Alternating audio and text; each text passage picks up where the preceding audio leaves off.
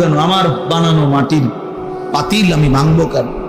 তো আল্লাহ তাআলা বললেন, ইউনুস এবার ভেবে দেখো, এক কুমার যদি এক ছোট্ট পাতিল অনর্থক না বানায়, আমি মালিক, এত সুন্দর মানুষ আমার হাতে গড়া আমার বান্দা আমি অনর্থক বানাইছি